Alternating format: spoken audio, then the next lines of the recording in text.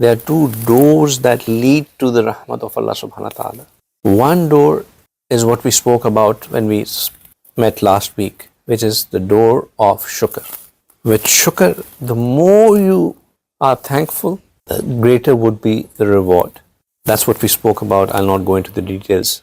One thing to do keep in mind is that shukr is not just saying thank you, thank you, thank you.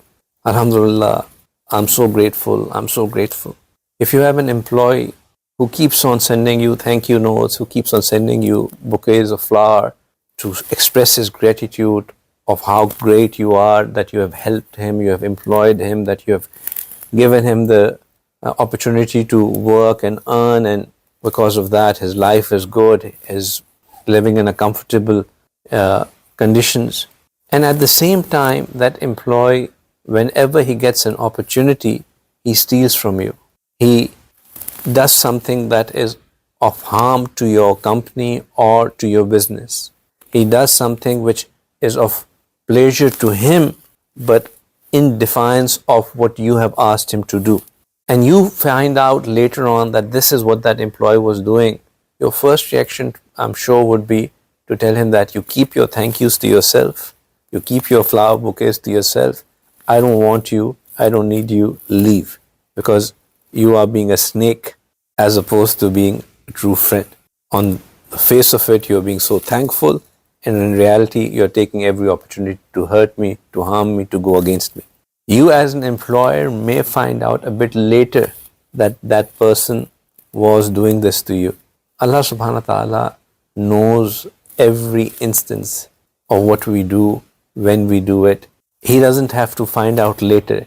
If we keep on saying Alhamdulillah, Alhamdulillah, Alhamdulillah, and at the same time we are going against him, doing things which are not approved by him, not desired from an abd, then we are not truly being grateful.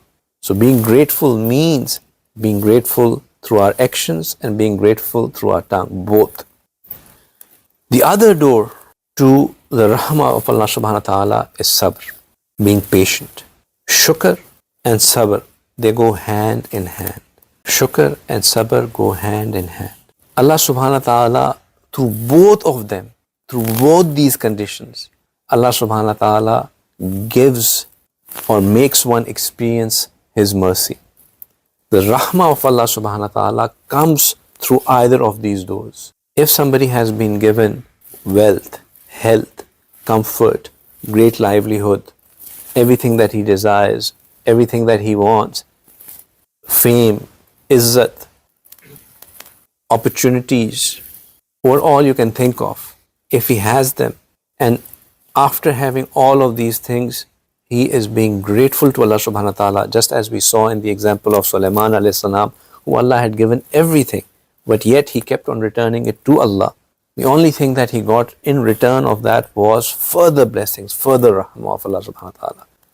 And then if Allah subhanahu wa ta'ala takes away all these blessings from you, if Allah subhanahu wa ta'ala deprives you of them, if Allah subhanahu wa ta'ala makes you sick, Allah subhanahu wa ta'ala takes away your children, your wealth, your health, your status, your good standing, puts you in trouble, He makes you suffer, and in response to all of this, you do sabr, you still get a lot of rahmah from Allah subhanahu wa ta'ala. One thing that we, last year Ramadan, perhaps the sufferings of our brothers and sisters in Palestine were at their peak. And a lot of people would have this question in their mind that, but this is supposed to be the month of rahmah. This is supposed to be the month of mercy. Where is the mercy? Show me the mercy when you look at these people. Where is the mercy? How logically can you tell me that this is rahmah coming down onto them? Right? And if you do not really understand how Allah subhanahu wa ta'ala operates through these two doors of shukr and sabr, it's a very good